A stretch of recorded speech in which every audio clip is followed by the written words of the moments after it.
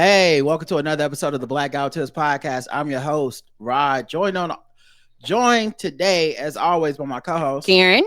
Well, it is a Tuesday. Yes, it is. Yesterday, we had to take off. I had some stuff to do with Keith and the Girl. If you're a Keith and the Girl fan, their latest episode is a good example, a good sample of what I do over there. Oh, and I realized I changed my mic messing with them. Right. And the volume feels kind of low. Okay. No problem. Trying to figure it out on the fly. Okay, I see it. All right, cool. Right. Because for some problem, Keith, I'll be like, I'm like, I don't know how, but we know. I don't know. It's like I didn't change nothing. But anyway, check that out. If you're listening, go and check out For All Nerds. Karen and I were both on For All Nerds. Yay! We did a recap of the last episode of X-Men 97. It was fun. Listen to it, watch it on the YouTube, all that stuff. Go check it out before tomorrow, because tomorrow the new episode drops and everything we said will be old. So you got 24 hours to go check it out. Make sure y'all do that. Mm-hmm. And Friday, Sirius XM, Karen and I are going to be hosting the Karen Hunter Show. Yay! The Karen Hunter Show comes on from 3 to 6 on Fridays on Sirius XM. Yeah, so make sure y'all check it out. It's on Urban View. So if you're listening to this, you probably already know what channel that is. If you have Sirius XM, they also have an app. And it's gonna be fun. I already got one guest that is confirmed to be coming. I don't know if I should spoil it already or not, but I got one guest. Karen, do you want to know now or you want to know later? Ooh, I want to know now. Shalewa Sharp. So she's coming at 5. Hopefully, it's radio, it's live, things happen, but hopefully, if everything goes right, we'll have Shalewa on 5 p.m. For the final hour. So that should be fun. Yes. And looking forward to hearing back from some other people and stuff like that. So we've never hosted a live radio show, so it'll be something a little different for us. Yay, I'm excited. Me too. Don't forget to leave us 5-star reviews. Don't forget to leave comments, vote in the polls, all the stuff that's in the show notes. And speaking of that, Karen, do you have any banter or today? Do you want to get to the show? I don't have. I guess you can call it banter. Yes, I got some banter. All right, Karen has some banter, so we're gonna play a beat and then we'll get into our banter. Psycho music. That's nasty.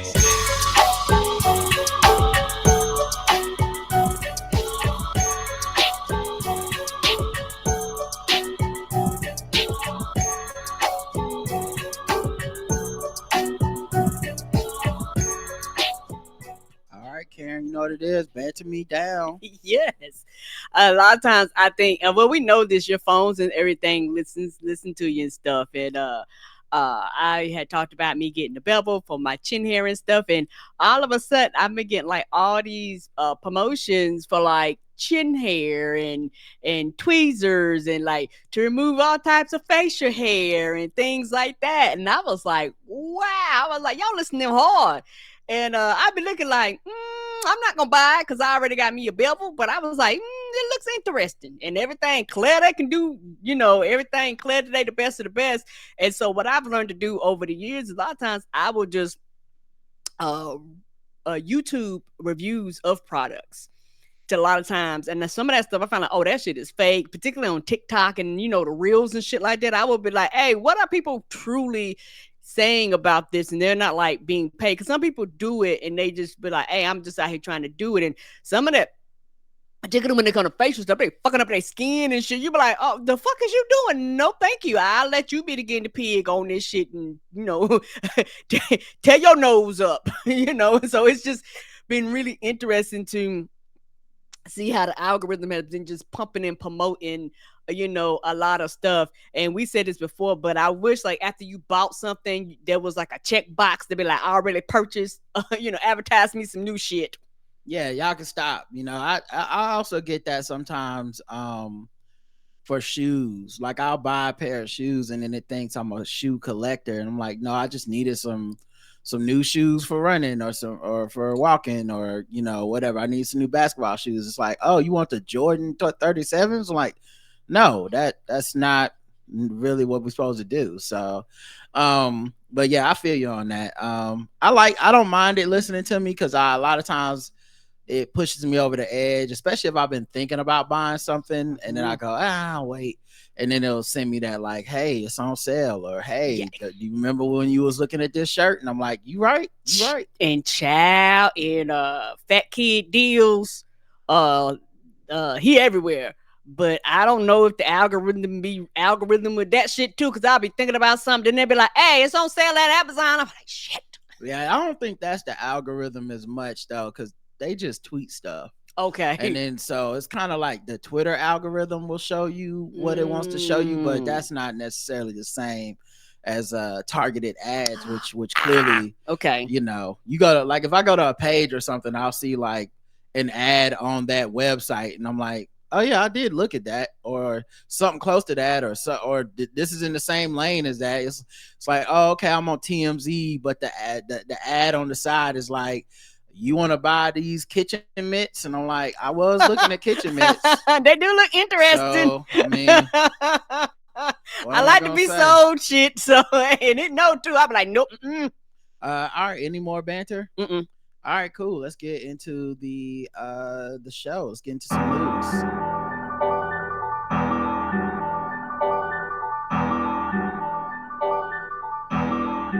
Cook that up.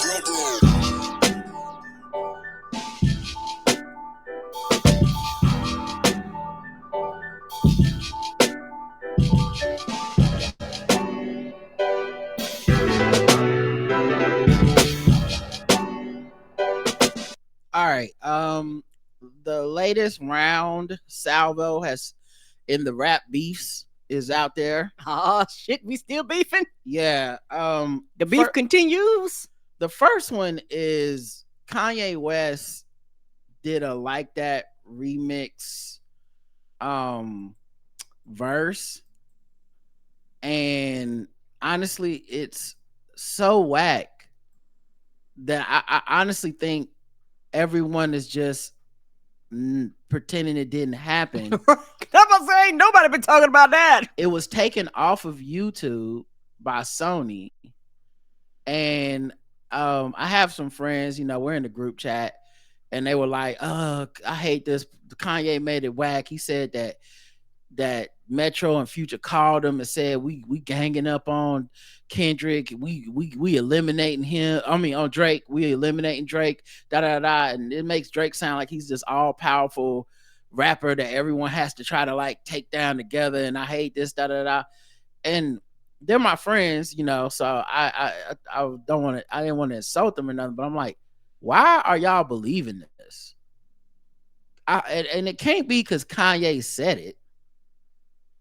Like, you can't, like, I think we're way past if Kanye said it, we're treating it as facts. I haven't been on that for literally years. Like, the dude is not consistent with the truth. I don't know what's up with his reality. All over the place. So I don't believe, and until I hear it verified, I don't believe anyone called him. I listened to the clip that they played, which was taken off of YouTube.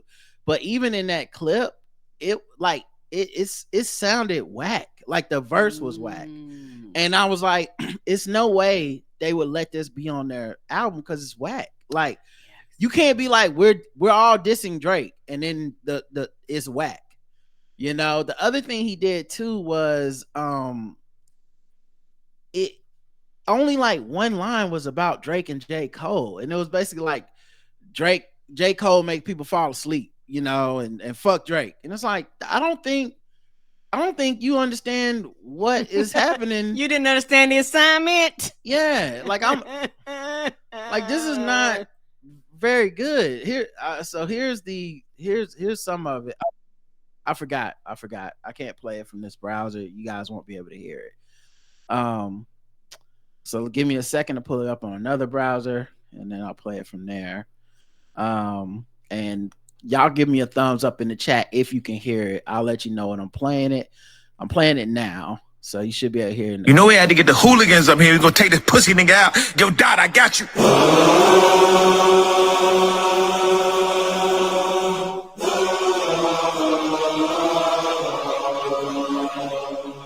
Yeah. If you like, can't stop, won't stop. I just fucked your bitch in the Sean John tank top. Now, already the fact that the beat has been manipulated made me go, this is Metro and Future didn't do this. No, they did not. Like he changed the beat, which is a thing that Kanye does. It's not like Metro is the person that made the beat. Why are you changing the beat up? You know, so that was number one. Like, I don't know that this is real. You know, and his voice distortion, like, you know what I mean? It don't sound like it's blended, if that makes sense. Like the beat is loud, his voice is low. Like, yeah, and this is supposedly the CD quality version. So this is what people are saying. Now, the other thing too is that I don't see this anywhere on any streaming platform. That speaks volumes, right? Because the original with Kendrick was on the album, and people didn't even know Kendrick was listed on it until it went so viral. But it was, so they were officially putting stuff out. Quavo and Chris Brown and Rick Ross and Drake, they're officially putting stuff on streaming, so you know it's them. Once it goes on there, they're the artist. It's like, that definitely is them, right? Kanye also has a history of lying about not getting permission when people ask for, like, he said, I want to use this sample. You say no, and he just puts it on his album anyway. So he's been doing that for a while too. So I don't buy that this is real. Like, I buy that he wrote it. I just don't buy that he's part of this coalition that, you know, they need to take down Drake. When he was being asked about it in the interview, why he was doing it, he said because something about how he's God and Drake is the devil and all this shit. And I'm like, that just sounds like the ramblings of a madman. That you're gonna go viral, so of course you're putting this out, but it's very irresponsible. Treat a bad bitch like she average. I treat a bad bitch like a fat bitch, and they never let me get money again. On my Cat Williams when they get funny again. Yeah, you see they tried to count me out. I like that. Like I said, it's not about Drake at all. It's not even about the beef. We just talk about himself. Right. I think near the end there's like a couple lines. Still feel like Pablo, drug dealer street. Pluto sent the drones, it hit like Metro Beats. It's a rap for niggas. Where's Lucien? Serve your master, nigga. You caught a little bag for your masters, didn't you? Lifetime deal, I feel bad for niggas. Y'all so out of sight, out of mind. I can't even think of a Drake line. Play J. Cole, get the pussy dry. Play this shit back 130 times. That's the extent of the part that's about them. Yeah, I guess he just wanted to participate, because, I mean, you didn't really say anything. You didn't really add anything. And wasn't nobody looking for you. I'm just keeping it real. Wasn't nobody looking for you. Didn't nobody even bring your name up. And you was like, I got something to say. I guess. I just really appreciate that collectively we as a community decided to ignore that shit.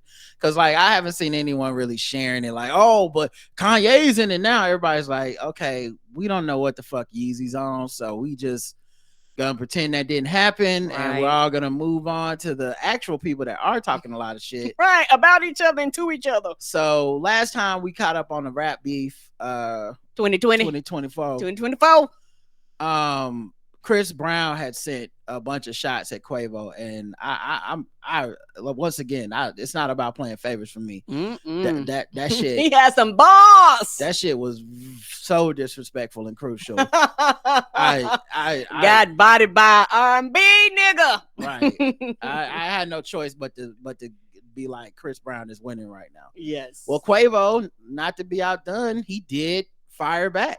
Okay. Pussy nigga, pull up, crash, shout about your bae. Boy, you pussy. Little bitch come dance, battle with my Drake. You been fucked your bag up. Now, when he says dance battle with my Drake, the Draco is a gun.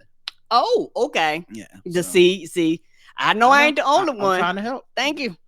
Been fucked your bag up when you punch Rhea in the face. Talking about fashion week, you sparing. Yeah, he's saying it. He's saying names. He's saying it all out loud. Okay. You been fucked your bag up when you punch Rhea in the face. Talking about fashion week, you sparing who? Come punch me in my face. It ain't nothing but a fade. You know you lost to Frank. Niggas ran in your house, tied up your aunt cause you ain't pay. This bullet got your name. Don't ever bring up tape, pussy. So he started off addressing everything. When Chris had that bar about, I saw you at Fashion Week, I should have punched you, but I didn't. He's like, do it, bitch. Like, what is it? It's nothing but getting beat up. Like, if you gonna, like, it's just a fight. Like, I ain't afraid to get beat up or whatever. Like, I'm talking about shooting you. So that's whatever. So and then he said, basically, keep Takeoff mouth out of your name, you know? You know, half of y'all niggas some hoes out here. I'm talking about like, these niggas bleed want some money type shit. Bitch. I call your hoe for pussy. I hit your hoe for pussy. Now, I'm assuming the name of this song is Pussy because he says it a lot. I'm assuming so. And what about the auntie? What about the auntie? He said something about the auntie. Oh, he said his aunt got kidnapped and Chris Brown didn't put up the money or something like that. Forgot about that part. He also said something else. Oh, he said Frank Ocean beat him up. So I guess he's just pointing out all the shit that I didn't know these Frank things. Ocean like, now why am I in it? I mean, if he beat him up. I did the paper, coming to save you, but you gon' own me, pussy. I'm on the edge, don't push me. You broke with the feds, you pussy. Committer coming and did no time, can't fake it, we know that you pussy. Pussy, pussy, pussy, pussy, nigga. Time after time, I pull up and wipe me a little baby nose. Pussy, nigga. Dropping the dime and pillow, talking to these bitches and hoes. Pussy, nigga. Good ain't gold. Pussy, nigga. You been exposed. Pussy. Little boy wanna die by some coochie. You still fucked up by Karuchi. You tried to beat up Tiana, but Usher wouldn't let you do it. Damn, that's that video from last year where Chris Brown got into it with Usher and Tiana Taylor when he was doing his thing in Vegas. Yeah, and I know, you know, the apologists have some type of reason. I've listened to people try to explain it, but one, why is it always Chris Brown? But then two, the reasoning didn't even make sense. So like, no, everything was cool. And like, I'm tired of y'all trying to make my eyes into liars. Like, I seen what I seen. That shit didn't look cool. They're like, nah, man, right. He was cool. Everyone else was tripping. I'm like, every time. The cocaine got him, your honor. Bipolar disorder, no wonder. You was the greatest, nigga, you fumble. Going outside, I'm watching you crumble. Why they got Quavo out here going back and forth with a singer that turned to a junkie? Never got light skin versus brown skin, nigga finna divide the country. Nigga, you ain't been in the trenches. We step in the yard, you know how that ended. Won't smoke with me, always. Oh, Stomp on the Young, you know how that ended. Stomp on the Yard, you know how that ended because Chris Brown dies and Stomp on the Yard. Oh no, I ain't seen that in forever. Mm-hmm. He did some research. We step in the yard, you know how that ended. Won't smoke with me, always be me fighting over hoes and bitches. Always be. Who gassed you up to put that out? Yeah, that was shitty, nigga. I can take a model bitch and make her sweetie, nigga. Crackhead Michael Jackson, bitch, you better beat it, nigga. I'm still fucked up about take off. I won't. Cokehead Michael Jackson, you better beat it, nigga. That was shitty, nigga. I can take a model bitch and make her sweetie, nigga. Now that's back to Sweetie that he was dating. Crackhead Michael Jackson, bitch, you better beat it, nigga. Cause sweetie, nigga. Crackhead Michael Jackson, bitch, you better beat it, nigga.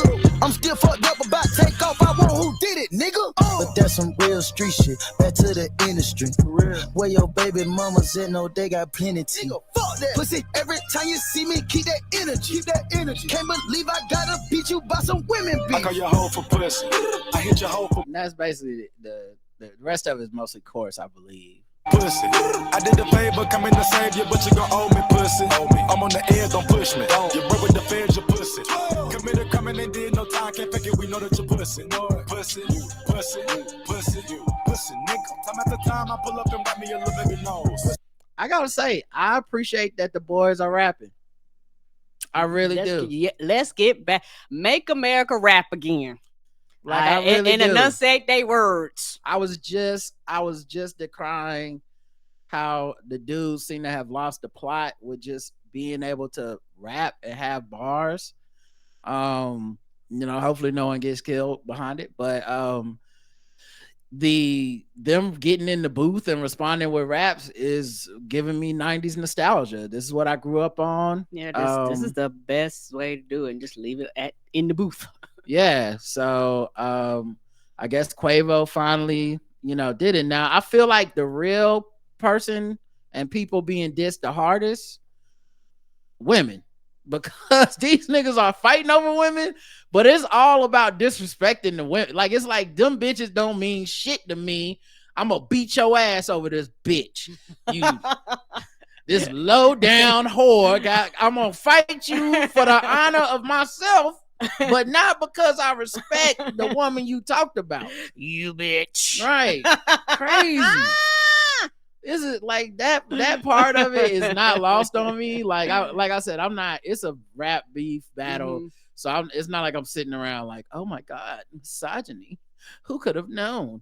But it's just more like a damn, man. Like, speaking of why am I in it? I feel like every woman involved, Rihanna, all of it. It's just like, why am I in it? I've been moved on. Rihanna, Sweetie, Now why am I in it? Karrueche Tran, everybody. They like, look here now. Like, I'm just trying to live my life, and y'all just keep dragging me back in this shit. Did you tell the folks that? You bitch. Just a lot of that. But Sweetie exposed a DM from Quavo. Quavo said, I can take a model chick and make a sweetie, man, as one of the lines. It rubbed her the wrong way, I guess. And she says, damn, we used to mean AF to each other. I guess she meant mean a lot to each other. Hopefully the model he turns into me replies. She said, and the screenshot was of a DM that he had sent her a long time ago, I guess, or maybe not that long ago. But what is it? Wait, this is just a picture. Hopefully the model he turns into Quavo. Oh, I see. He put, damn, we used to mean AF to each other. That was 21 hours ago. So I guess she's trying to say he sent a DM that that she didn't open, that was from him. Maybe, I don't know what he was trying to say, but I guess she's pointing out, like, if it means what I think it means, which is we used to mean a lot to each other or something, it's her being like, so you're rapping about me not being shit. You can take a woman, you can take a model and turn her into sweetie. You I basically ain't nobody, and you can't even believe Chris Brown is trying to come at you over a woman you don't care about. And then you're in my DMs like, hey girl, hey big head, how you doing? Yeah, what you up to? So yeah, that's wild. And that's the latest one for that. In other rap related news, is big news on the timeline today. Megan Thee Stallion is being sued. Okay. She's being sued for harassment after allegedly having sex with a woman in front of an employee. Oh. Her former cameraman is suing the rap superstar for allegedly creating a hostile work environment, claiming she forced him to witness her having sex and other scandalous claims. Emilio Garcia claims in the complaint filed in Los Angeles Tuesday that Megan, 29, had sexual relationships with an unidentified woman while riding in an SUV during a tour stop in Ibiza, Spain in June 2022. From my understanding, the car was moving and they were in another country, and that's what he's claiming is the reason he didn't just ask to be let out the car or something. The personal videographer, who had worked with the WAP rapper since 2018, allegedly witnessed the incident, as he claims he was in the car at the time. Don't ever discuss what you saw, Megan allegedly told Garcia the next day. The cameraman told NBC News of the alleged incident. I felt uncomfortable. I was kind of frozen and I was shocked at first. At kind of just overall overall audacity to do this right beside me. Garcia also claims in the complaint that Megan berated him during the same trip to Spain with comments like fat bitch, spit your food out, and you don't need to be eaten. To hear someone who advocates about loving your body tell me these things, I felt degraded, he told NBC News on the remarks of the sap from Megan, basically. Garcia claims Megan then altered his pay from a monthly rate of $4,000 to pay to a pay per task system after the trip, resulting in him earning significantly less. He allegedly also noticed a change in how he was treated and saw a decrease in the number of bookings he received. He claims he suffered damages as a result of what he allegedly endured, including substantial losses in earnings, totaling more than 6 figures in back pay, employment benefits, injury, sickness, emotional distress, medical expenses, and more. He endured a barrage of relentless sexual and fat-shaming comments, plunging him into a profound emotional distress, according to the complaint. Saying he now struggles with mounting anxiety, depression, and physical distress stemming from a toxic work environment. Rock Nation terminated him in June of 2023. Per his attorneys, he believes it was direct retaliation for his complaints about the ongoing illegal behavior and failure to pay him properly. Megan just needs to pay our client what he's due, own up to her behavior, and quit this sort of sexual harassment and fat shaming conduct. Attorney Ron Zambrano says in a statement to Page 6. Emilio should never have been put in a position having to be in a vehicle while she has sex with another woman. The California-based lawyer also represents Lizzo's accusers. He concludes inappropriate is putting it lightly. Exposing this behavior to employees is definitely illegal. Megan's reps did not immediately turn to Page 6 for comment. He's also suing Megan Thee Stallion Entertainment Incorporated, Hot Girl Touring LLC, and Rock Nation for harassment and other alleged labor code violations. Like with anybody else, we will see. It's one of them things you have to take to trial, let everything come out, and then we'll see what's the truth and what's not the truth. Yeah, I think the thing I was trying to say about Lizzo is popping up in this, and it'll be interesting to see the response to this, because I saw the tepid response to the Lizzo. Like, people wanted to go in on Lizzo, right? So a lot of people were kind of like, haha, isn't this funny? Body positive fat girl she's actually mean on the low, and people don't really like her, and she's actually against everything she says she believes in, and she's raping people and making them eat bananas out of horses penises and shit. Just stuff that's not even in the report, but it's just like, ha ha ha, it's just a funny joke to us. And I've been saying the whole fucking time, like, yeah, but even if every word of it were true, some of the stuff there's two issues. Some of it is in the person's head and they're not communicating. Now, I don't know what to tell folks, but these aren't traditional workplaces. And the idea of saying, like, I felt like I had to go to the strip club is not the same as an employer demanding you go to the strip club. Right. And someone retaliating against you for you not doing something. It was a lot of like, yeah, I went to the thing that I knew was going to be raunchy, but I only did that because I thought I had to. Did anyone say you had to? No. Were you reprimanded? No. Were you threatened? No. But I felt like I would be threatened. You can't disprove a feeling. Right. And you also can't really use it in a court of law with no evidence. It's going to be interesting with her case, because I think a lot of this stuff is going to end up probably being like reduced or thrown out or just not really considered or whatever, or she'll be found not guilty or whatever. But there's a second part of what I'm saying.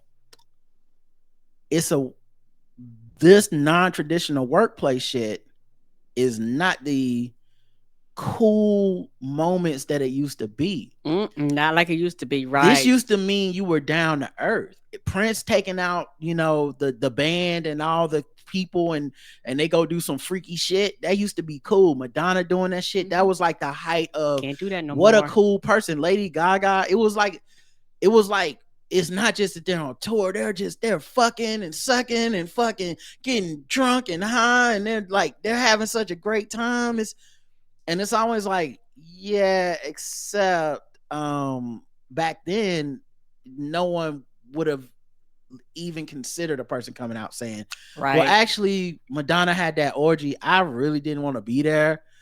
And I mean, I just kind of sat in the corner and drank my drink because I didn't want to get fired because I'm a dancer on the tour. Like, we would have been like, shut the fuck up.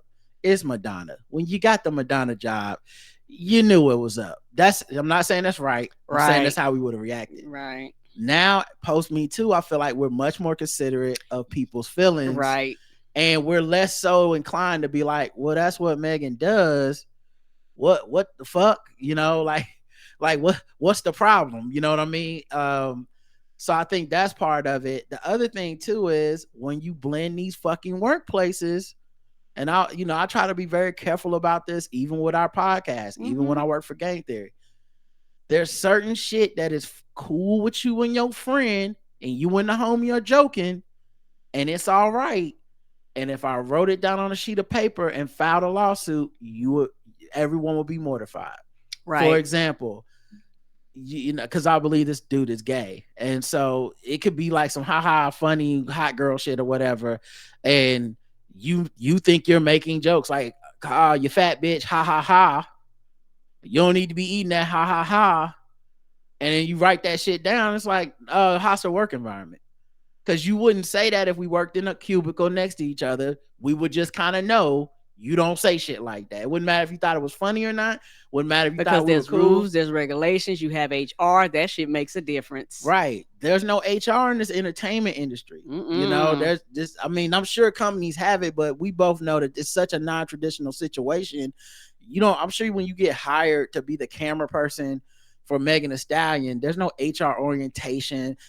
Rock Nation isn't like, okay, so we got a meeting today. We need everybody to come in and learn about the HR training. Right. No. They go through things. What's harassment? What's not harassment? Right. Yeah. And keep in mind, in these places, people are doing drugs. People are fucking. People are getting drunk. People are like, and it's considered part of the lifestyle. People are going to strip clubs. Right. It's not, it's just kind of, this is what the fuck we do. We up late after shows and we do wild shit. It's very few of these places that are truly like run in a professional manner, in which I mean like, so we get to the show, we do the show, everybody goes back to the hotel, goes to sleep, we wake up in the morning and go to the next city. Like, it's just too many people and too much reputation and all this shit. So I want to see how people are going to react now that it's somebody they actually like. Yeah, and like I said, it's going to be interesting because, with a lot of this stuff is, you're going to have documentation. You're going to have dates, and like you're going to have like a lot of stuff together other than this is how I felt. And so, like I said, it's one of those things where things come out and then, decisions are made. I don't know if it's going to go to trial. There might be something where they just, settle or whatever the case may be. Well, so in this case and with the dancers for Lizzo, I personally feel like it was designed to embarrass them into settling. Yes. And in both cases, it seems like both of these women said, we'll just go to trial. Because I actually don't think I did anything wrong. I think y'all overstating harm. I think y'all are making shit up, trying to make me responsible for things that I'm not responsible for. And then you're trying to extort me for money. And so I'm just going to go to court. And I was surprised because both of these people really seem to like get off on the goodwill, like they need goodwill from the listening audience and from just the media and stuff. And so when you fight something like this, it does kind of become public, and then it might be bad. You get some ill will. I saw The Root published an article where the headline was something like, is Megan Thee Stallion the female Diddy? What? Yeah. Off of this one allegation, not even anything proven yet. Not multiple people coming forward. Just, is she the female Diddy? Like, this is the environment that these people are dealing with, and you would think that would almost scare you into being like, fuck it, just pay the money. I just don't want to deal with people's turning on me, because people get off on the turn. They get off on the pulling you down after they lifted you up. Mm-hmm. So I thought that was interesting. It's also interesting that it's this lawyer, and it's another black woman celebrity that he's like, oh, I got some shit. It's like, I don't know if he's like ambulance chasing, putting out fillers to a certain type of, it would not be celebrities, workers or what. Yeah, like you associate with certain people, right? Yeah, I don't know, but I find it interesting. I'll definitely keep my eye on this, but I called this shit when it was Lizzo, and I said it wasn't gonna be just her, because what was happening was too prominent in that industry. Now, it could be time for a universal change of the way people in that industry work. Yes. And maybe you need less rock star shit, less raunchy shit, like all the stuff that people say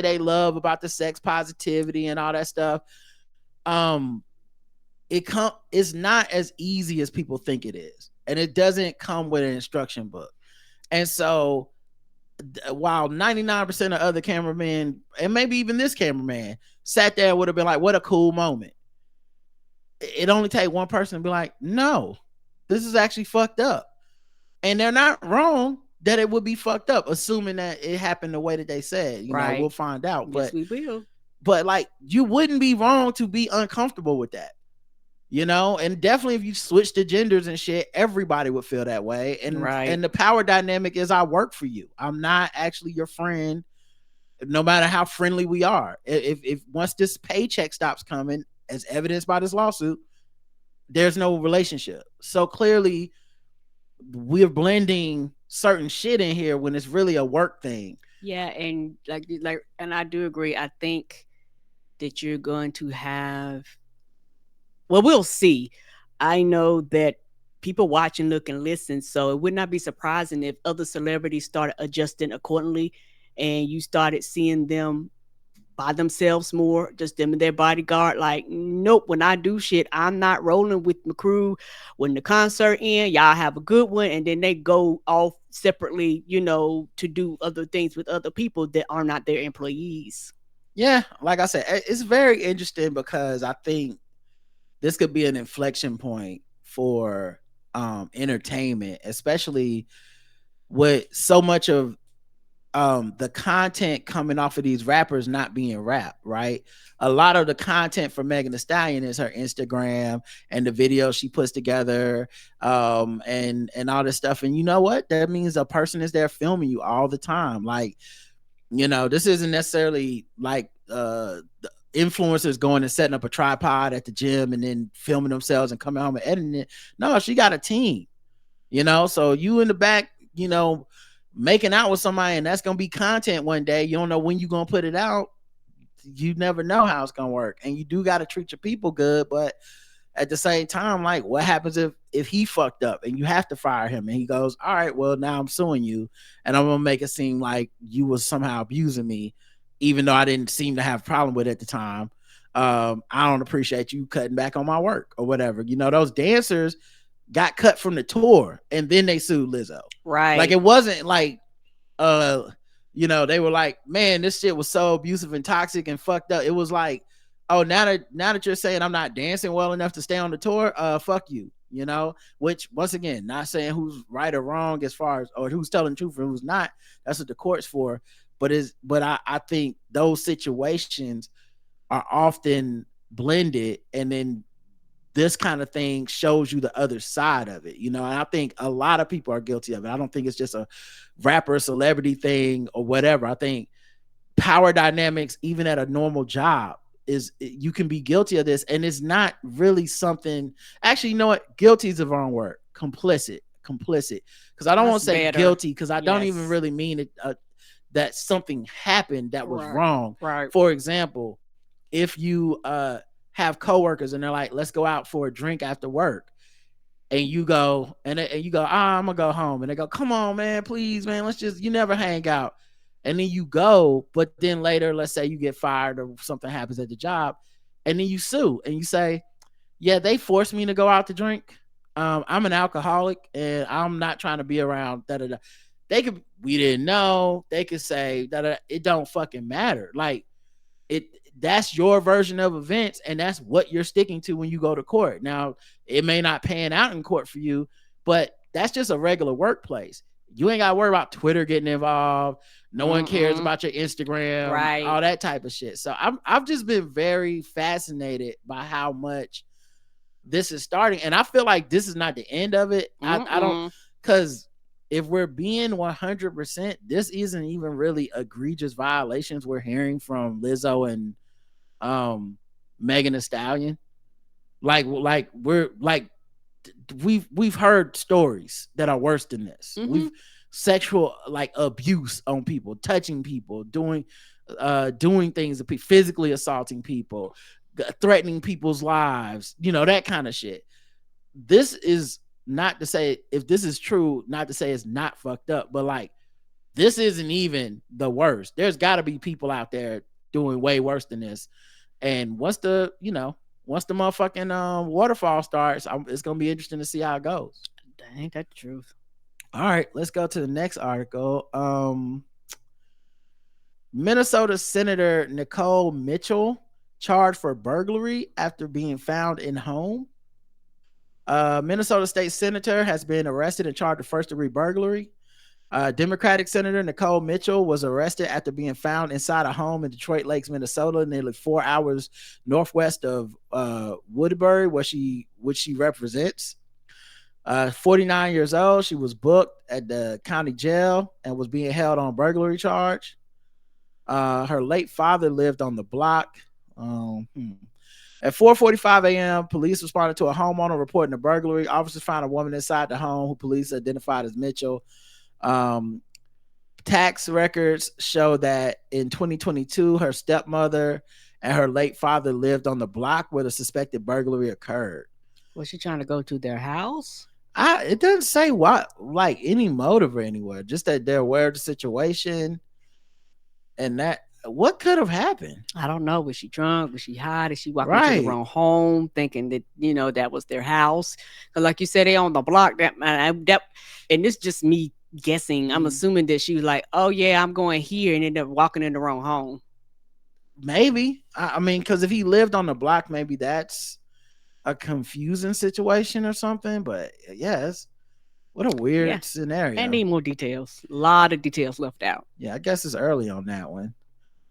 Citing safety, USC makes rare cancellation of speech by valedictorian who supported Palestinians. Yeah, this shit has gotten way wilder. Just in a few days since I saved this article. Okay. Like, so basically, campuses are having, and I don't know if it's every campus, but definitely some of these Ivy League schools and some of these bigger name schools, they're having issues because, the young kids on campus, many of them are protesting and saying free Palestine and and it's becoming like a big fight on campus, because then you have a lot of Jewish people that are saying this is actually anti-Semitism if you're free Palestine people.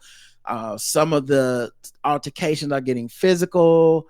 Some people are being threatened. There's videos of that. So then you have people going, this is now, like, you can say that free Palestine is an anti-Semitic, but then in practice, when y'all are beating up people or people are getting physical or whatever, being threatened or intimidated, that's the anti-Semitism, and that's what this movement's really about. Which obviously, to me, I'm like, I think people can say free Palestine and not be hating Jewish people. I think there are Jewish people that say free Palestine. Yes, I know Donald Trump says that those people are self-hating and whatever, but if you're trying to pitch me Donald Trump is the champion of Jewish people, I'm gonna go ahead and say I disagree. Yeah, 100%. So they had a valedictorian who has publicly supported Palestinians, and they said we're gonna have the graduation, but you can't give your commencement speech. Cause they don't want no ruckus happening and people acting the fool. Because I guess they assume she's gonna say something about Palestine. Pro-Israel groups, of course, supported that they're not gonna let her talk. Free speech advocates and the country's largest Muslim civil rights they mad about that organization lambasted the decision. Right, because it's one of those things where it's like, hey dog, like you can't just tell her she can't just give the speech, and they're like, we don't want no problems. Basically, they said they think it'll be a security risk. Now, since then, the fucking people have been it's been crazy on campus. Like, yeah, and everybody's kind of not that funny overreacting, and I don't mean, how can I say this? It's like when something happens, they want to squash it because they're like, hey, we're a university. Our thing is to keep the student body safe. We can't have y'all brawling. We can't have y'all fighting.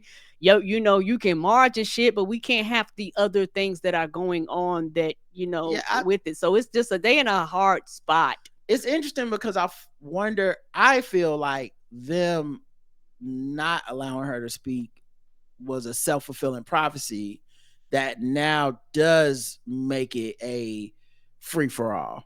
Like, I think if they just never say that they're gonna tell her not to speak, you just don't even have a controversy. Like, yeah, that's right. Like people might not like what she would have said. People might have got mad at what she said. I'm not saying that wouldn't happen, but it's something like y'all signaled that she wouldn't be speaking, and then it like gives people like they can get riled up and prepared for like it's going down now. Are we really protesting now? Whereas if you either announce this like the day of, or you just let her speak and don't say shit, either way would be less dangerous and you need less security than what you just did. Right.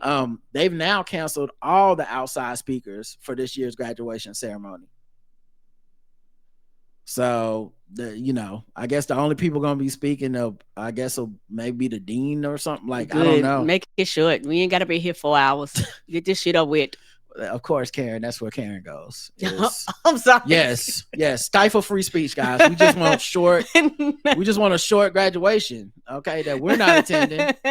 The most important thing is not whether or not you want to stop the war. It's just how long am I gonna be here? How long am I gonna be here? When can I get my degree, bitch?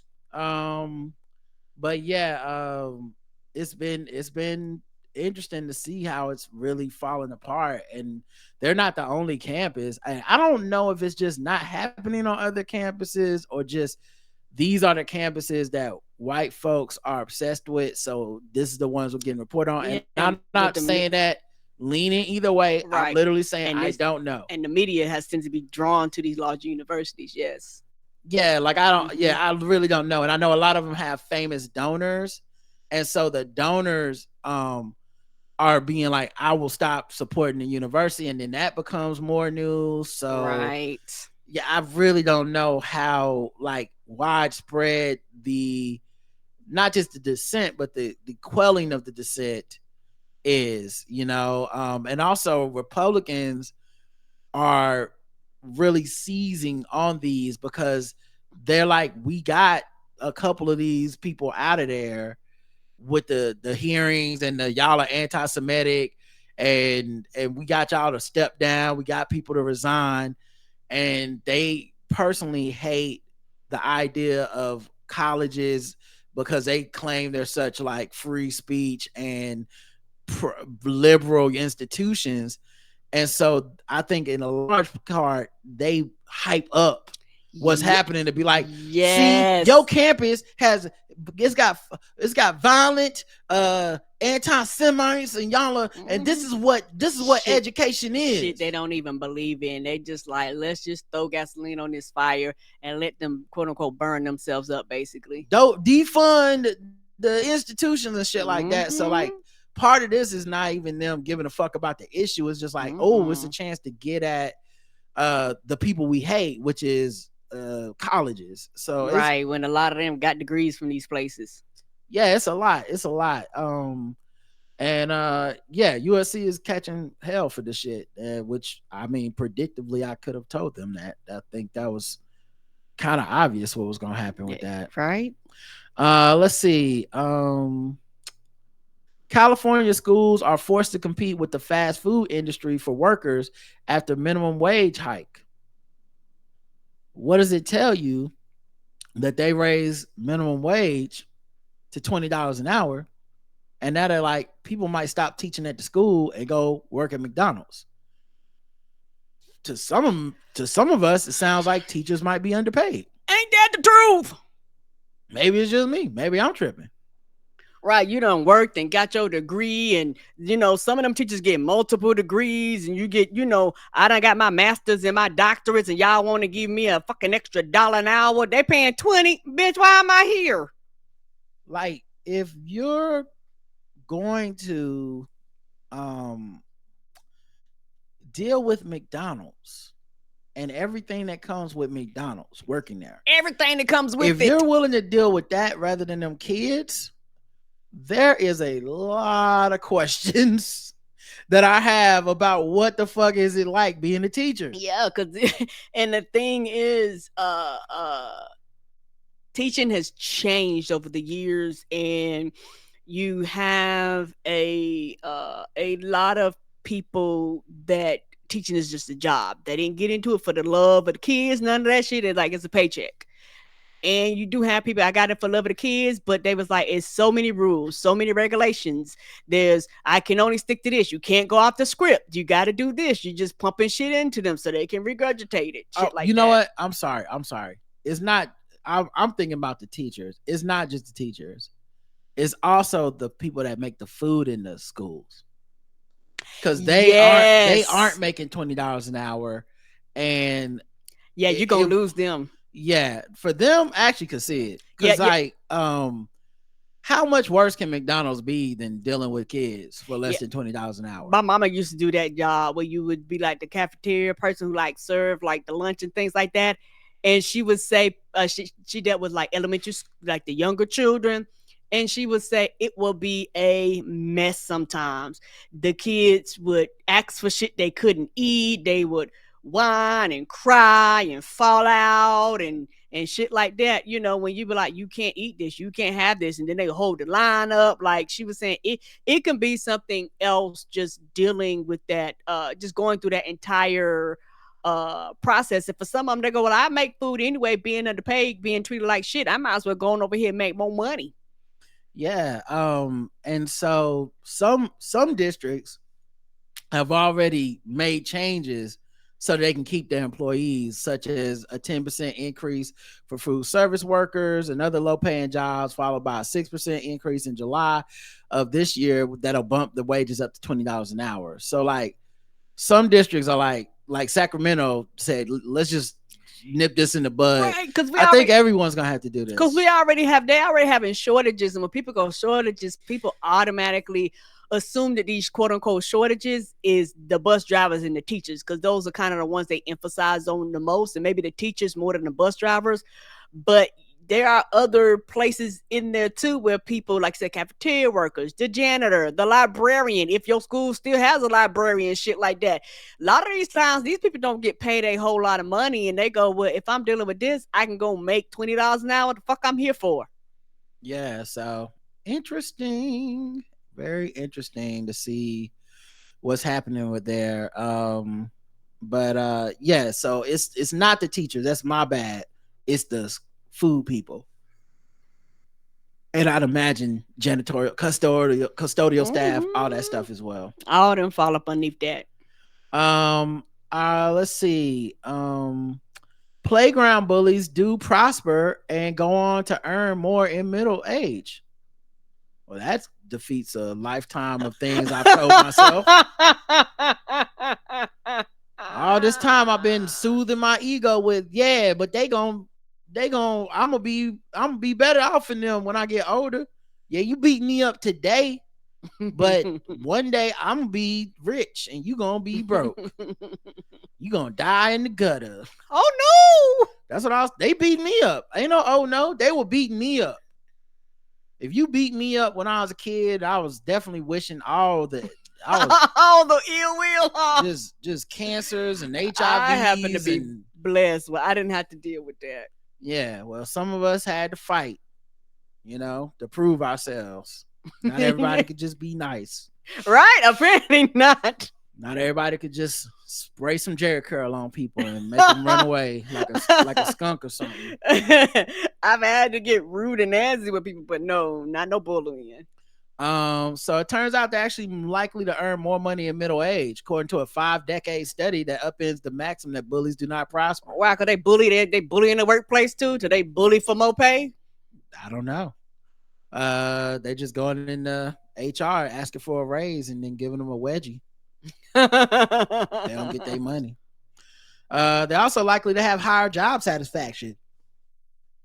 Yeah, you would too if everybody's scared of you. And to be in desirable jobs. Damn, this is terrible news. The paper published today used data from almost 7,000 people born in 1970 whose lives have been tracked by the British cohort story. Now, these are British bullies, so maybe it's different for them. Yeah, it might be. I feel like British bullies are like Harry Potter's parents. Like, they do all right for themselves. The bullies over here is like Nelson from The Simpsons. It's not the same. Right? Maybe that's what it is. Like they don't even they even be bully. like whatchamacallit from American Dad. They be beating up on Steve. They even bully with good manners over there. And I think you're thinking about Stelios Contos, maybe. No, the one with the shirt. Mert? Yes. Okay. So yeah, they said the research team. Now, how do you define the bullies? Like, do people self-identify as like, yeah, I was a bully? Right. How do you keep define track them? of me for 10 years? Right, because nobody ever thinks that they the bully. Yeah. They're like, yeah, you damn right I was beating up nerds. What you want to know? Oh, I'm doing great. Yeah, I'm actually the chief operating officer. I hope a percentage of them had to change a heart. Damn. Yeah, what's the little nerds up to? Oh man, he's in a psychiatric institution. I guess I must have beat him too hard. That's all. I'll be more gentle next time. Anyway, I own a psychiatric institution. The day in. And I love my job. Oh my God. I could talk about it all day. I love helping people. All day, every day. I say every day, I want to help as many people as I beat up. And I beat up a lot of people. Okay. Anyway, I've lost count. I gotta hop up in my new luxury car. Beep beep. The research team examined data from primary school teachers who assessed the children's social and emotional skills when they were 10 years old in 1980 and matched it to their lives at the age of 46 in 2016. So does this mean the teachers saw the nerds getting bullied and didn't do shit but write down like nerd, bully? Timmy is a nerd. Nelson is a bully. And I'll send this on to the researchers. And good luck to them in life. We found that those children whose teachers felt had problems with attention, peer relationships, and emotional instability did end up earning less in the future, as we expected. But we were surprised to find a strong link between aggressive behavior at school and higher earnings in later life. Yeah, because like I said, they probably come in demanding more, getting it, telling people what they is and ain't gonna do. I think the real lesson here is capitalism rewards this type of behavior. It does. It rewards the asshole. You want to be good at capitalism. Let me tell you how it was. Tell you how to get a good start. Beat up some kids when you were a kid, okay? Just pick on the little guy, because that's all. That's all corporations are anyway. It's just, guys, we made some decisions at the top, and the decisions are you all should make less money, and there should be less of you working here. Anyway, on to my yacht. That's right. What's more bullying than that shit? Policymakers should recognize that socio-emotional skills are important, she said. No. We're learning the wrong lessons already. All right. Absolutely not. If you're listening to the sound of my voice and you got a child, you tell that little motherfucker start beating some people up. We need to put you in some taekwondo, baby. If you want your kid to actually be successful, give them a baseball bat with some nails in it. We ain't trying to teach you how to be balanced in life. Yeah, why? I don't know what the hell these people talking about. Nah, if you want your kid to make it, show them how to do a purple nurple. Okay, show them how to put somebody in a headlock. They over here trying to solve they're like, we need to stop the bullying. I'm like, what? Does no one read the article? We need everyone. Y'all are missing the point of the article. You need a school with nothing but bullies. Right? Just bully school. They're just everybody beating up everybody. They were like, everybody from this school had a hard time, but you know what? Everybody a CEO, CFO somewhere. Right. The Royal Rumble. Yes. Like, we just had the kids for recess. We just have them like beat each other up for 30 minutes. And I mean, look, the test scores have been through the roof. Yes, they have. All these kids have gotten placed in colleges, top colleges across the country. But yeah, if you were hoping that you got beat up for a reason, you didn't. So you just let me know. Sorry to disappoint you. If you was like me, just on the bottom, holding your book bag with your Walkman in it, like, I'm not gonna let him steal it. You didn't get your Walkman stole, but you did get beat up. But Torrance is probably somewhere doing great. He's probably doing great, doing Bank of America, wonderful. Doing amazing. Probably own his own business. Yes, he does. He owned me, and then he owned his own business. That's right. He gave me the business. Then he became good at business. Yes, and now he has his own business. And and I'm the one. Somewhere with an LLC somewhere. Yes. Yeah. And let's move to a different section. Let's see. How about we do some effing with black people? Black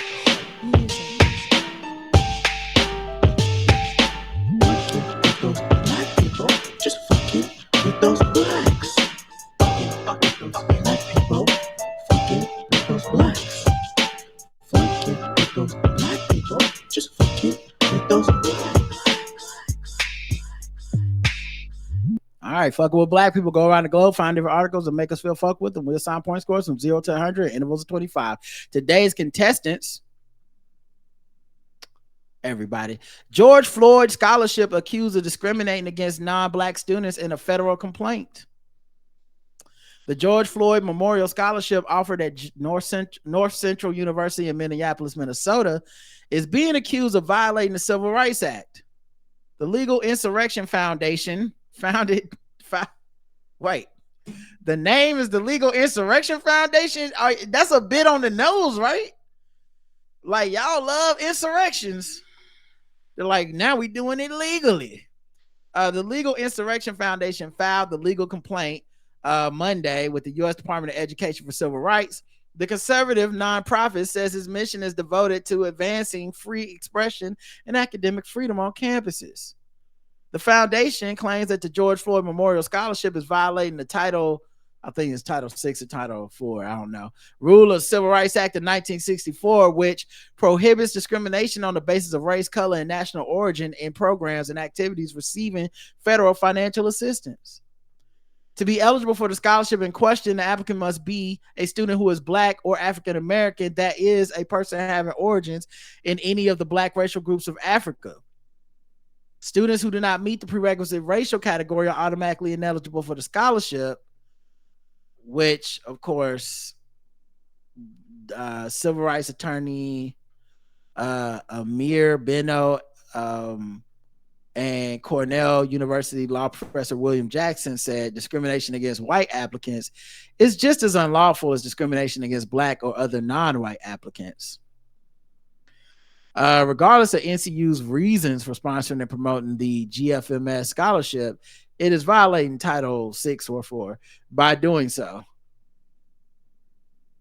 North Central University did not respond to this request yet. So, and they're still accepting applications.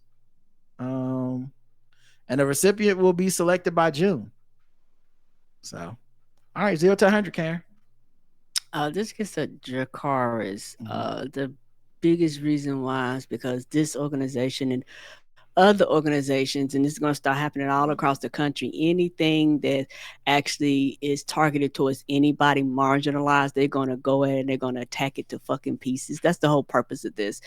Because at the end of the day, in my personal opinion, they feel like, nobody other than white people have the right to education, because they know a lot of these scholarships and shit like this get us in the door. It gives us an opportunity, for a better quality of life. You might have debt, but you're going to have a quote unquote better quality of life. They've done studies, and it said on the average, people who get like education beyond high school, on the average, be it trade or college, earn more money. Like, you just earn more money over your lifespan. And at the end of the day, you need a dumb labor market that you can control and is easily manipulated. You need people that you can they basically will do anything and accept any job and accept the low wages and not highly educated. They won't question anything, any policies and procedures and things like that. Like, strategically, this is how this is designed to do.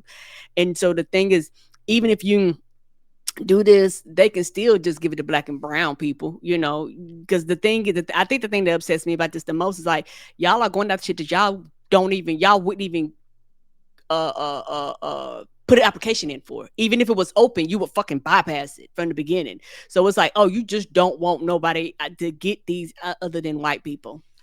Yeah, and that goes back to something I've been saying for a while now, but I feel like the only way to do these things in the future is going to be to not write down that it's for black people, and then to only give it to black people and just act like we don't know what the hell white people mad about, because it's what they've done and it's worked. It has worked in so many areas where we can't really prove, or it takes years and years of evidence collecting and years of lawsuits and back and forth before we actually get any justice or any recognition. And I feel like that's kind of the playbook to successfully do this, is just be like, it's the George Floyd Memorial Scholarship. Any student can apply, any student can get it. And just who do we keep picking? Black people. Did anyone say anything about that out loud? Nope. Did anyone write in an email? Absolutely not. It's not on paper anywhere. It's not, you're not going to find a text message. The only time we talk about this is in person, hush, hush, no recordings, because we just don't trust nobody.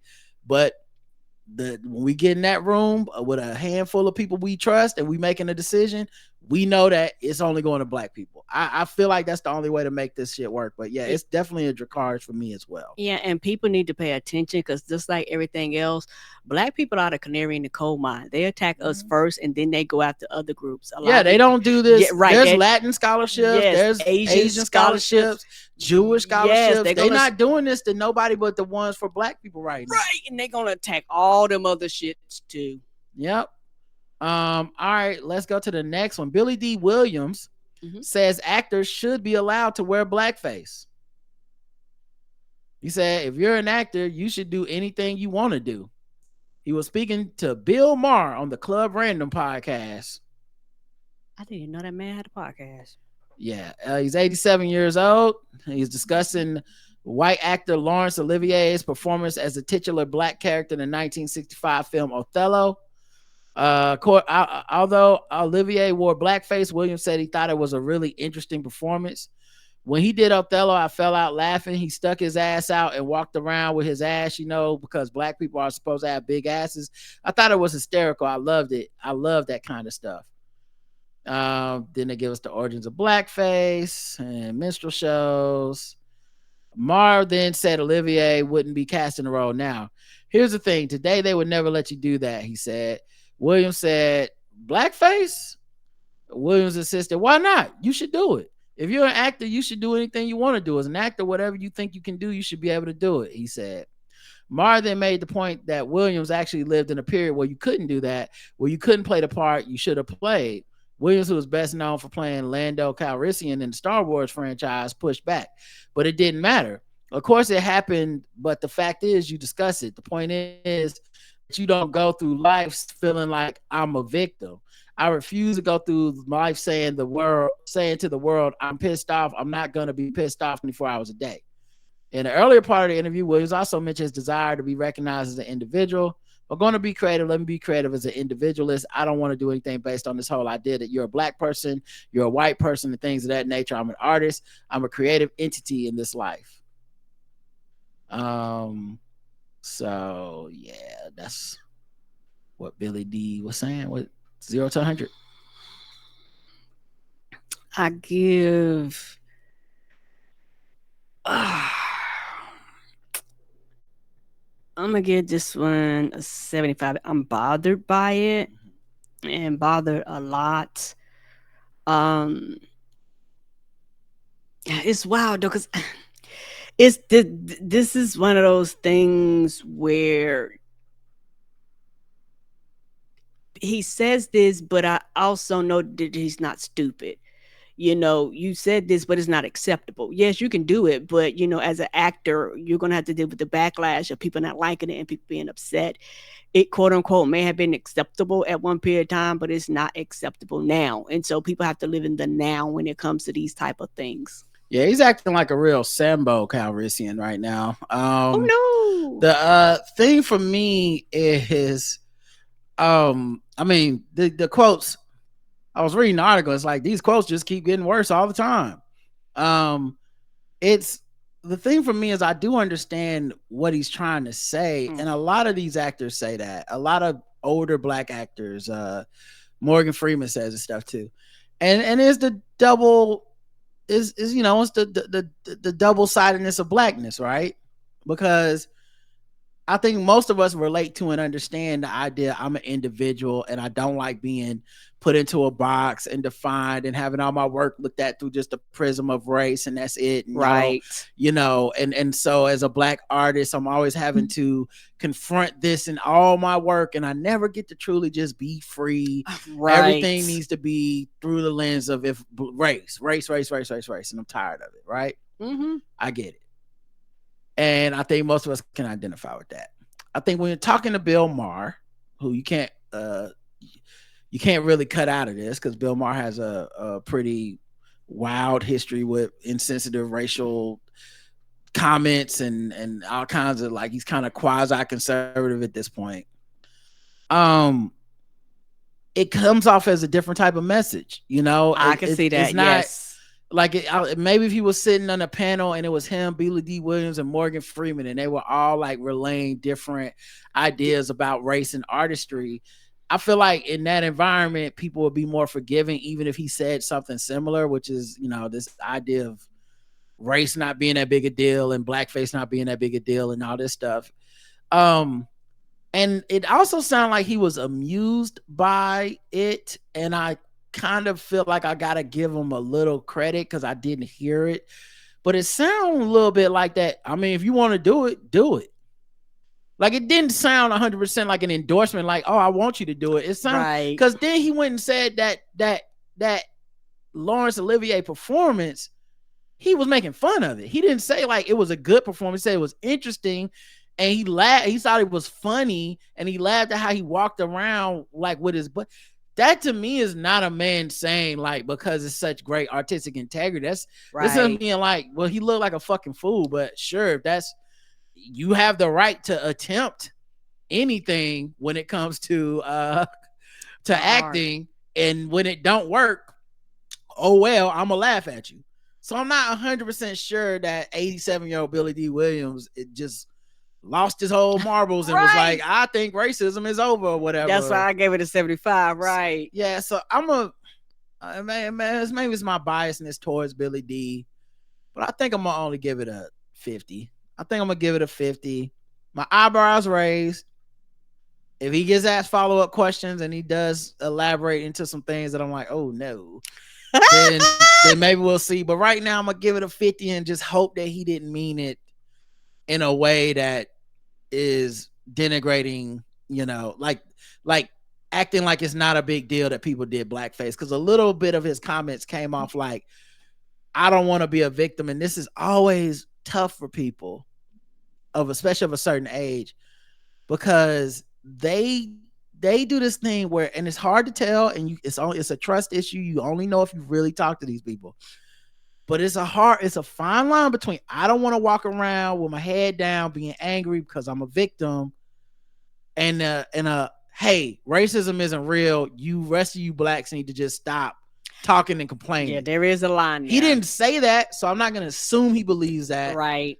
Maybe he'll say that at a different time, but I'm not going to get pre-mad about it. Mm-mm. And I do understand how a man of that age who went through what he went through, it was a guy who was like, not me, you know, like I didn't get that Lando Calrissian line role because I was thinking to myself, I want a black role in Star Wars. Right. I just got it because I feel like I'm Billy Dee Williams and I'm like that, you know? So I do kind of understand what he's trying to say, but yeah, I still get a 50. All right, let's get into something else. Let's see. Oh, you know what? We haven't done this in a while. What's that? There's some black capitalism. Shout out to Will Smith. I hear y'all talking, but the only thing I'm listening to is that paper. Every day we get into that paper. Woo! I hear the money talking, see you later. Every day we get into that paper.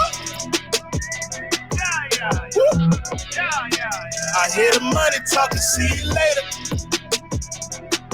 I think I forgot Eric Tucker supposed to be on the $20 bill. Man, Felt 5 put his foot in that. I hope he I don't know how many listens and views this song gets on Spotify exactly, but just know a lot of them is from me. Okay? Yes. It's on my gym playlist. Okay. TikToker snags Shake Shack sponsorship after Chick-fil-A bans her from making viral reviews about her employee meals. So she's a Chick-fil-A employee and a TikTok user known as Mary the Siren. She shared that the company's PR team informed her she had to stop posting her popular menu reviews on TikTok, citing company policies. Following the incident, she expressed her interest in collaborating with other brands, and to her surprise, she was contacted shortly after with a new partnership with Shake Shack. Shake Shack's VP of brand marketing, Mike McGarry, recently revealed that their brand marketing team stumbled upon Mary's lunch break clips and instantly loved them. This prompted them to partner with her. McGarry explained that Mary's content perfectly resonates with Shake Shack's commitment to quality food and a strong sense of community, which made the partnership a natural fit. Oh, that's adorable.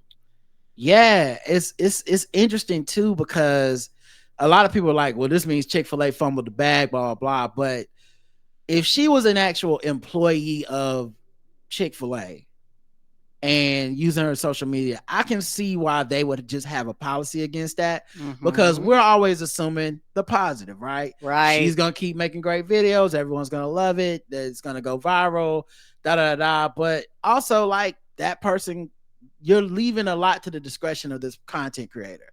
And it only takes one time of messing something up or doing something unpopular or something incongruent with your brand or saying something or whatever. And then all of a sudden it's Chick-fil-A's influencer said blank. Right. Did such and such, exposed a different employee or something, It is I can see why they might be hesitant to, especially someone who just did it, which is a violation. And then it just happened to work. And you're like, we don't want to encourage other employees to violate our policies, hoping that, well, if people like it enough, Chick-fil-A will just go back on the policy. Right. Because especially those of y'all that make social media content like we do, it's a crapshoot. And so somebody's stuff might go positive and it might work. A lot of times the thing that works best is going negative. So I can see how they might be a little like hesitant. That being said, Shake Shack, shout out to them paying attention, because I think this is like a pretty like dope built-in like opportunity for them. One being that like, yeah, we're making Chick-fil-A look bad. Yeah, they are. Two, like we don't just look good because we're like understanding the moment. We also look good because we're helping out this black creative, this black influencer. We saw a hole in the market and we went and filled it, Right. Because like I said, I had never really heard of her until she started trending and people was talking about her and stuff, and I went and followed her and stuff. So and she talked about on one of the videos how she had like a jump because of this incident. Like more people started looking out, and in the video she basically was saying, hey, she's not mad, she's not upset, like she understands why they have the policy. She's just disappointed, but she gets it, type of thing, because this was something that was already written in there. And she was like, they didn't force me to take none of my videos down, so I can't even really complain. I don't have no beef, it's not an issue or anything like that, but but she is allowed to work with other people outside of her job working with them.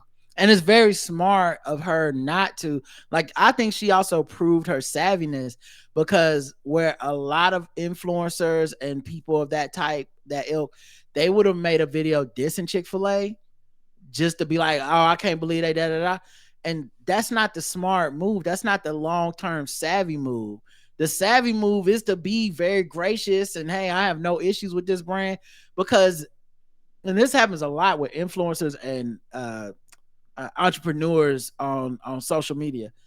They get so into their own hype that they have these moments where they may even feel justified. We've all seen it. If you're black and you've been on Twitter or whatever long enough, you've seen an influencer have a moment where they threw their brand away. Well, like they just started like replying nastily to people that emailed them to be like, hey, my hair care products never arrived and it's been 3 months. Well, what the fuck do you think of it? And you're like, whoa. I seen that and I made mental check. I was like, I will never work with you. So I love that she was so savvy that even if she is mad, I'm not saying she is, right. Even if she is mad at Chick-fil-A, she was like, no, I understand. It's cool. Everything's boom. And then boom, Shake Shack. We all the way up. We over here. We enjoying Shake Shack. We influencing, boom, getting that bag. So I love that for her. Shout out to her, Black capitalism. Mm-hmm. We'll do one more. Sha'Carri Richardson. Stars in new Nike X. I don't know how Jacquemus. Jacquemus. I don't even. That's so rich. I don't even know how to pronounce it. I know she getting money. Okay. It just I don't know how. Is it French? I don't know. It sound French. It sound fancy. Yeah, it sound expensive. Okay. Yeah. Apparently. It's like a bag, and the bag kind of looks like a Nike check. Ooh, you got pictures? Yeah, I got pictures of it.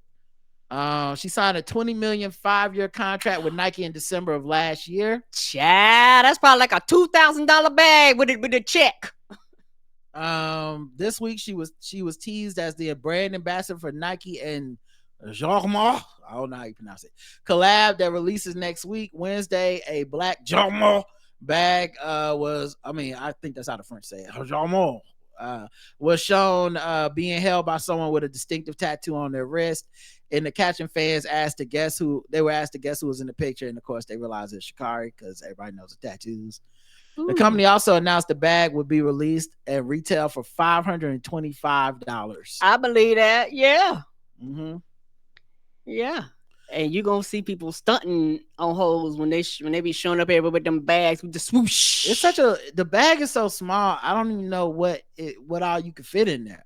It's just a flex bag. Yeah, it is. Like we put one tampon, your telephone, a lippy. That's it. And you starting to run out of space. And the whole thing full. Yeah, I hope you ain't got no car, no keys. You better just have one key. That's the house key. Pay for everything with Apple Pay, because your wallet ain't fitting in there. It just is what it is. You have to get over that. All right, but shout out to Black capitalists. We love to see the blacks doing well. Okay, we're two of them, so we're big fans of that. Let's get into some. You know what? Let's do some guest erase. We'll do white people news tomorrow. Okay.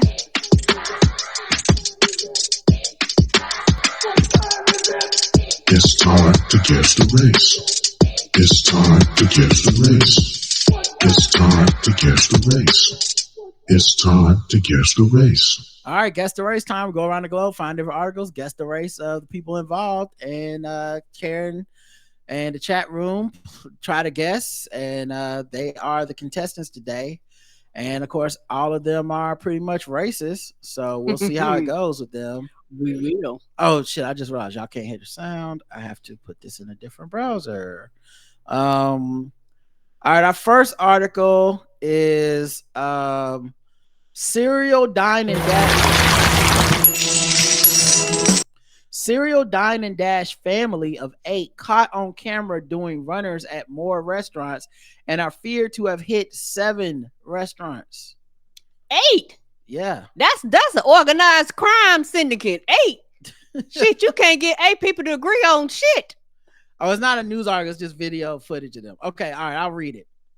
The family of 8 were shamed by the Bella Ciao Italian in Port Talbot near Swansea this week after they allegedly left without paying the £329 worth of grub. Yeah, 8 people, you're gonna be kicking out some cash. And pounds is the denomination of money, not the weight of the food. Okay. And now 3 other restaurants have gone public with their warning about the family, with police believed to have been alerted by at least 7.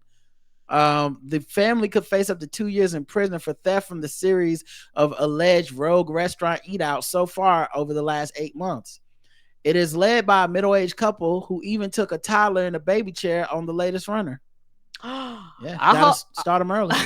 I hope that's one of them industrialized strollers, the ones that's like made like a Humvee. They got the good wheels and shit on it. Because if y'all running, you don't need no weak shit.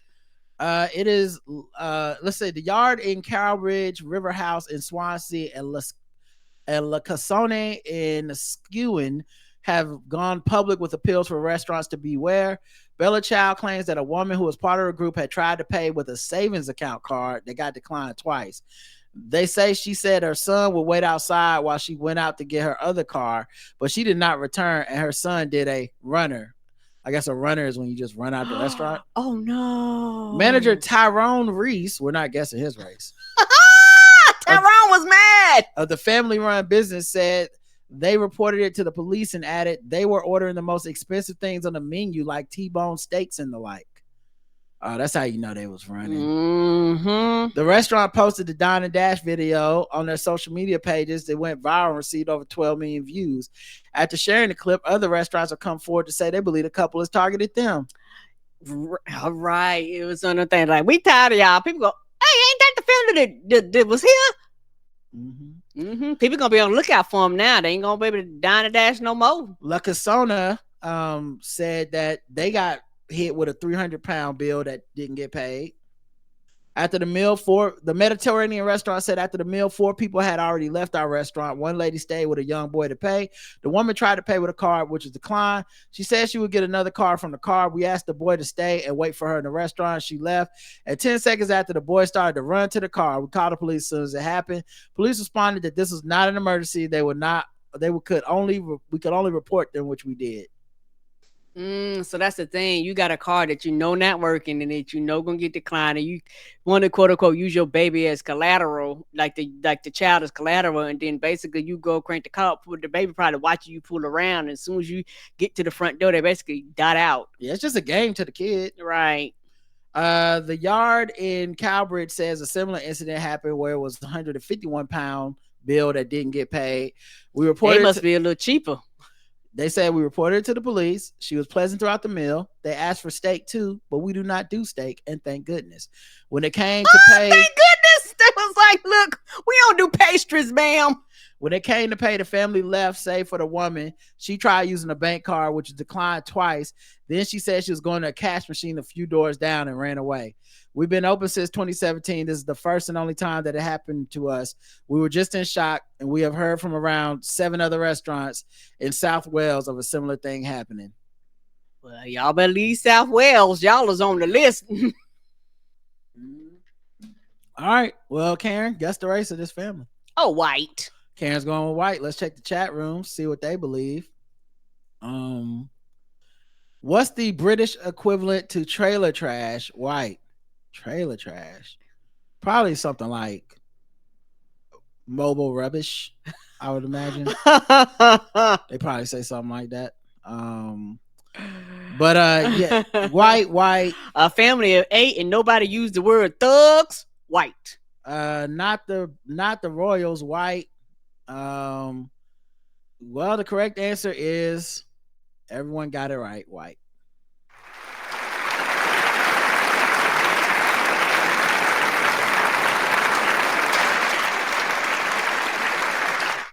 Now I guess that's the mom there. I feel like because they didn't identify the family by name, that's how another way I knew they was white. And I wonder which kid she leaves there, because that's a picture of the whole family, it seems. Mm-hmm. I'm guessing they don't leave the toddler, because how the fuck they gonna get out the restaurant? Probably some maybe this one on the left. Yeah, the boys, or either I don't know if it's girl that they actually the quickest. They probably out there training. Which one of y'all the fastest? And I can't really get with the idea like, oh, well, they were just probably poor, because they ordered such luxurious food. They didn't say, man, we just need to get some sustenance. They was up in there like, let me get your porterhouse, player. 12 of them. Ooh, and That poor restaurant was like, thank God we don't have steak. And I don't look at somebody, we ain't putting it on the menu either. Right. They was like, we were just talking about we need to become classic. Nope, bitch. Nope. No steaks for nobody then. Yeah, I just feel like they were like, so how would you like your steak? Bring one of each kind. One medium well, one rare, one well done. Kind. Give me one bloody. I don't give a damn. I'm not paying for them. So whatever y'all think you should do is what we're going to do.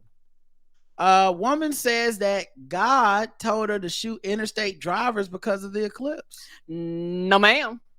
What is happening here? Well, God, he works in mysterious ways.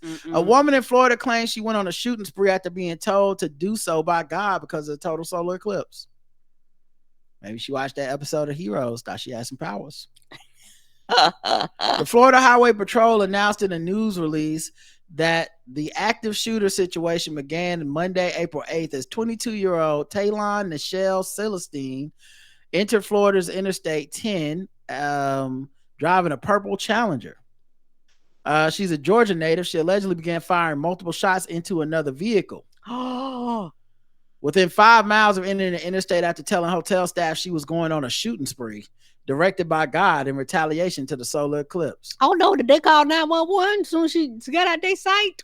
I don't know. She told them. The agent said that bullets struck the passing vehicle multiple times, causing the driver to be hit by glass fragments from the window and grazed on the arm by a bullet. After the driver was able to get away by steering onto the shoulder of the road, she allegedly began shooting at another vehicle, hitting the driver in the neck. According to the Holmes County Sheriff's Office, authorities became aware of the shooting spree after reports of someone shooting into other vehicles. Police department said in a public advisory notice via Facebook that a trooper from the Florida Highway Patrol witnessed her exit the interstate and head toward a rest area. The vehicle then made a U-turn, attempted to get back on the interstate. The trooper initiated a traffic stop and the suspect vehicle pulled over. After officers arrived at the scene, she was taken into custody without incident.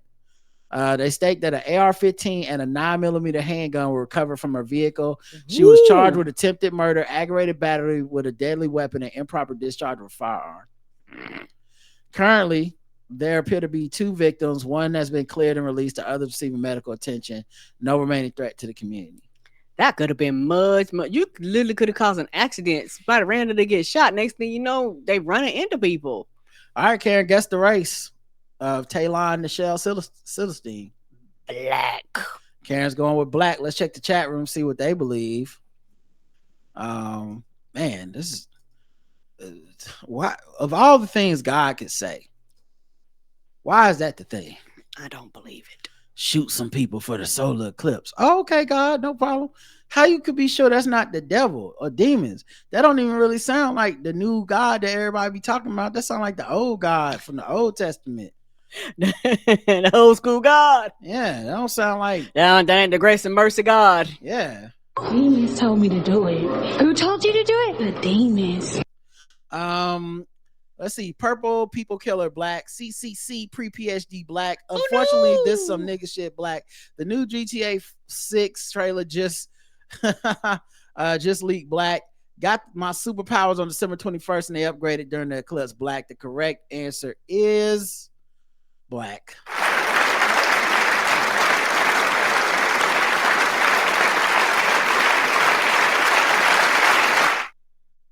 Yeah.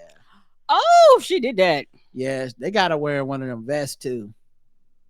Like, yeah, baby, you ain't. That's all... the vest they be putting on people that's like, yeah, baby, ain't you... all there. Yeah, I'm about to say, yeah, you ain't all there. Like when they put that vest on you, that's like the mass shooter vest. Mm-hmm. I don't know why, but that's the one they be putting on them. So she look like if Tracy Chapman just had a rough time, you know, a real rough time. Yes. But all right, that's 2. You got 2 for 2. Yay! It's time to go to bonus round. Okay. Where it's gonna get more racist. I ain't racist. How can I be racist about anybody or anything in my life? How can I? Call them niggas. Just call them niggas. It's time to guess the Gold race. teeth, gold chain wearing, fried chicken and biscuit eating, monkey ate baboon, big thigh, fast running, high jumping, spear chucking, 360-degree basketball. A Vanity Fair writer was tossed from a federal jury in a Brooklyn murder for hire trial because she tweeted about the hot FBI agent on the case. What? The juror, you tweeting while you on jury? Are you allowed to use your phone? I didn't think you was. The juror, Delia, I think this is Kai, is C-A-I is her last name. So I don't know if it's Kai or Sai. Delia Kai professed her feelings in a now deleted pair of posts on Twitter earlier this week. Then she joked about getting spiked from the jury in post on Tuesday. She posted her two offending tweets on Monday, according to court sources. The first was, didn't get to see the eclipse because I'm on a federal jury duty, but I did get to look at a hot FBI agent. Followed up with, we're literally not allowed to talk to each other outside the courtroom. If I say hi, he legally has to ignore me.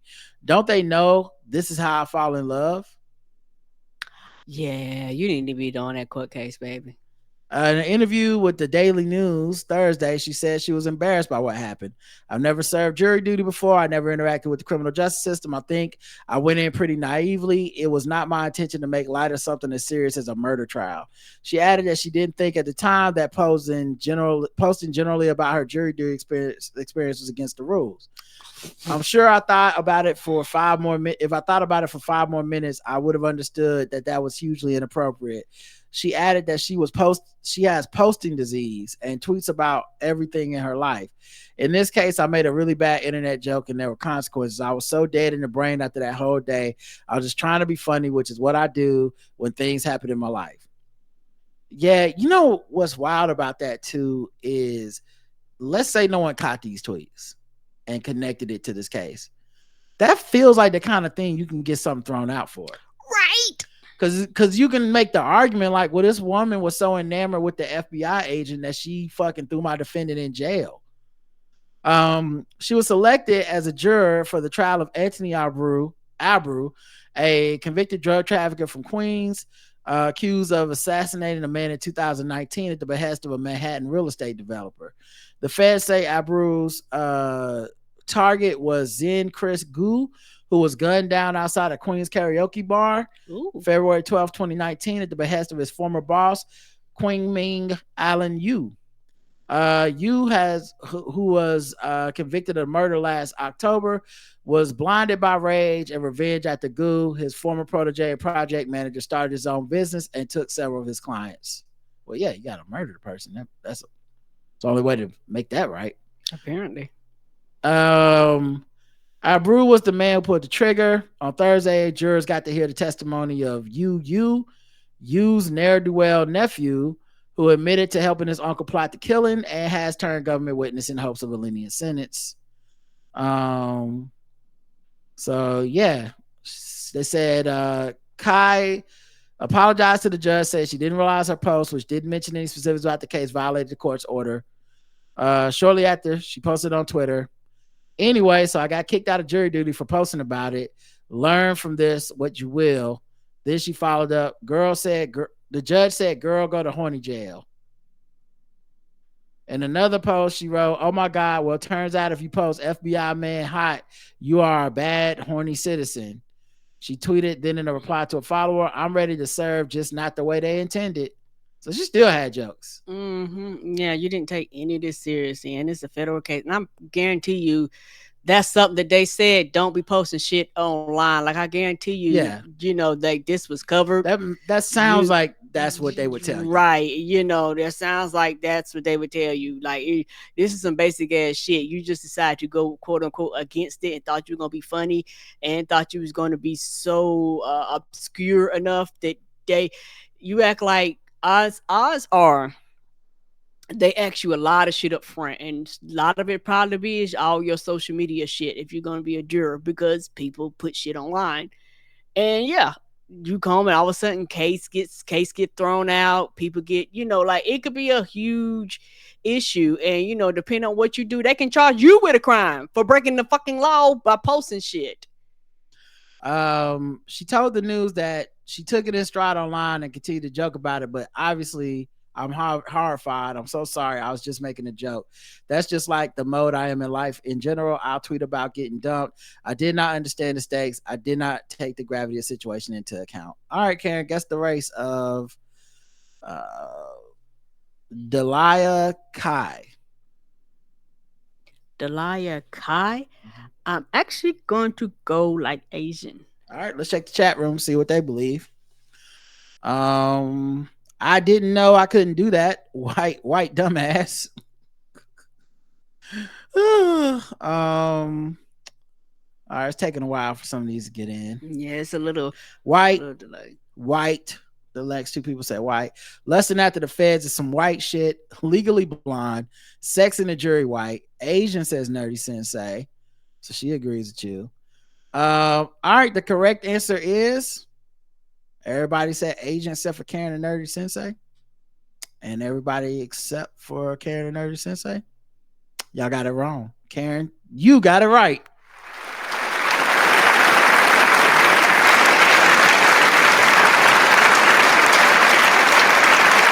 Many of you missed it.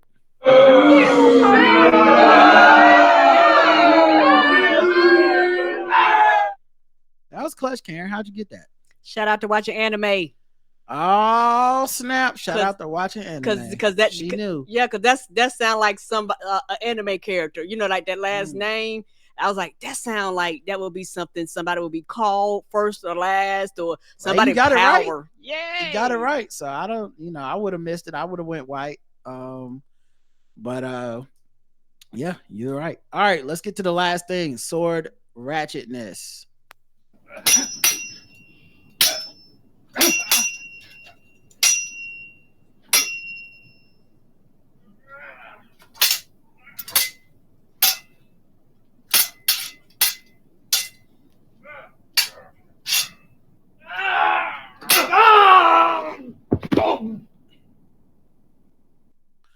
A man rushed to the hospital at the sword murder bed in Dumfries Street. And that's nice. Why this is not in the States, is it? It's not. Okay. Because in the UK. I've never heard of a street named that. A man has been rushed to the hospital following an attempted murder in Dumfries. Police have launched a probe following an incident on Glebe Street in the town around 4:05 a.m. on Sunday. Oh, this is around the Harry Potter place. What is happening here? A 22-year-old man was rushed to Dumfries and Galloway Royal Infirmary for treatment. Medics described his injuries as serious. A 19-year-old man has been arrested and charged in connection with the incident. He's due to appear in Dumfries Sheriff Court on Monday. The record understands that a sword was used during the incident. Police are now appealing to witnesses. Our inquiries are ongoing, and I would urge anyone who may have information to get in touch. We will be keen to speak to anyone who was in the area or who may have dash cam or private CCTV footage around the time. And they said call Crime Stoppers. So there you guys go. All right, y'all. That's it. Thanks for listening. We appreciate y'all. We'll be back. Time to enjoy some NBA playoffs. And yeah, until next time, I love you. I love you too. Mwah. Bye, everybody. Have a good rest of your night.